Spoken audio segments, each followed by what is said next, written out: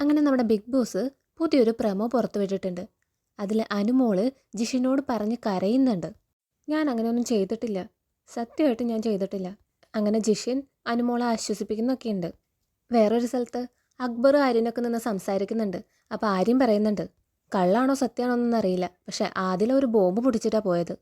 അനുമോളാണെങ്കിൽ ഭയങ്കര കരച്ചിലാട്ടാ. എന്നിട്ട് പറയണുണ്ട്, അവൾ അങ്ങനെ പറഞ്ഞിട്ടുണ്ടെങ്കിൽ അതിനവൾ അനുഭവിക്കും. ആദിലെ കുറിച്ചാട്ടോ ഈ പറയണത്.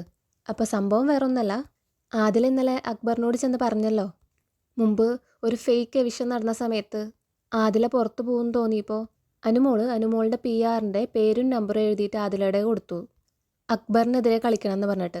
അങ്ങനെയാണ് ആദില അക്ബറിനോട് പറഞ്ഞത്. ഇതറിഞ്ഞപ്പോൾ തൊട്ട് അക്ബർ ആകെ അപ്സെറ്റായിരുന്നു.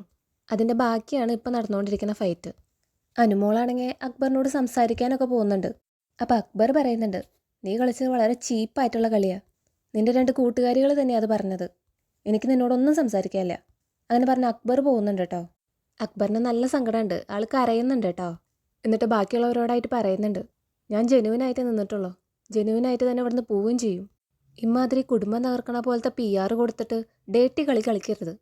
അങ്ങനെ ആകെ സംഘർഷഭരിതമാണ് കേട്ടോ ബിഗ് ബോസ് ഹൗസ്.